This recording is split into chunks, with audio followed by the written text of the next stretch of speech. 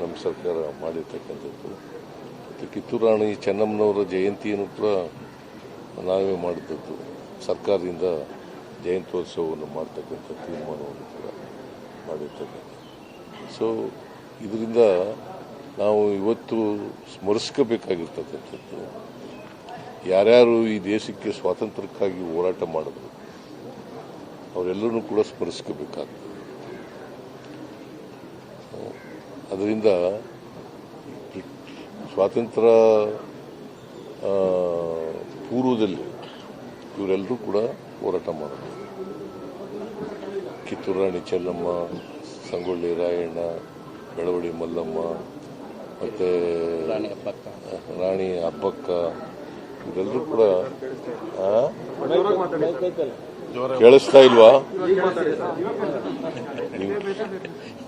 ನಿಮ್ ಕಿವಿ ಸ್ವಲ್ಪ ಮಂದ ಇರಬೇಕು ಅನ್ನೋದು ಕಾಣಿಸುತ್ತೆ.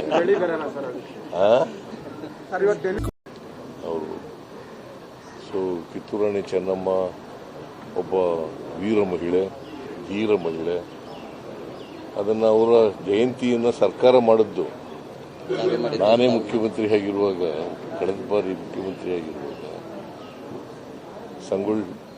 ಕಿತ್ತೂರು ರಾಣಿ ಚೆನ್ನಮ್ಮನವರ ಜಯಂತಿಯನ್ನು ಆಚರಣೆ ಮಾಡ್ತಕ್ಕಂಥ ತೀರ್ಮಾನವನ್ನು ನಾನೇ ಮಾಡಿದ್ದೆ. ಮತ್ತು ಸಂಗೊಳ್ಳಿ ರಾಯಣ್ಣನ ಪ್ರಾಧಿಕಾರ ಮಾಡಿ ಅದು ನಾನೇ ಹಿಂದಿನ ಸಾರಿ ಮುಖ್ಯಮಂತ್ರಿ ಆಗಿರುವಾಗ ಆ ಪ್ರಾಧಿಕಾರವನ್ನು ಕೂಡ ರಚನೆ ಮಾಡಿ ಸುಮಾರು 110 ಎಕರೆ ಜಾಗವನ್ನು ಅಲ್ಲಿ ಕೊಟ್ಟು ಸಂಗೊಳ್ಳಿ ರಾಯಣ್ಣನ ಇದು ಗಲ್ಲಿಗೇರಿಸಿದ್ರಲ್ಲ ನಂದಿಗಡ, ಅಲ್ಲಿ ಮತ್ತೆ ಸಂಗೊಳ್ಳಿ ಅವರು ಹುಟ್ಟಿದ ಊರು, ಆ ಸಂಗೊಳ್ಳಿ ಅದನ್ನು ಅಭಿವೃದ್ಧಿಪಡಿಸ್ತಕ್ಕಂಥದ್ದು, ಪ್ರಾಧಿಕಾರ ಮಾಡ್ತಕ್ಕಂಥದ್ದು.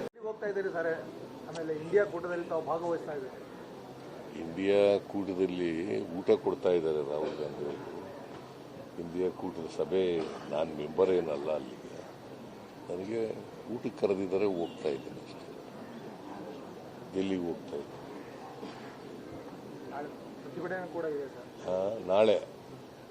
ನಾಳೆ ಪ್ರತಿಭಟನೆ ಇದೆ. ಯಾವುದರ ವಿರುದ್ಧ? ಅವರು ಈ ಬಿಜೆಪಿಯವರು ಇದಾರಲ್ಲ, ಮತಗಳ್ಳತನ ಮಾಡಿದ್ದಾರೆ, ಅದರ ವಿರುದ್ಧ ಪ್ರತಿಭಟನೆ ಮಾಡ್ತಾರೆ. ಧರ್ಮಸ್ಥಳದಲ್ಲಿ ಗಲಾಟೆ ಆಗ್ತದೆ, ಪೊಲೀಸ್ ಸ್ಟೇಡಿಯಂ ಮುಂದೆ ಕೂಡ ಪ್ರತಿಭಟನೆ ಮಾಡಿದ್ರು, ಗಲಾಟೆ ಆಗ್ತಿದೆ. ಪರಿಸ್ಥಿತಿ ಬಗ್ಗೆ ಯಾರೇ ತಪ್ಪು ಮಾಡಿದ್ರು ಕೂಡ ಕಾನೂನು ರೀತಿ ಕ್ರಮ ತಗೋಬೇಕು.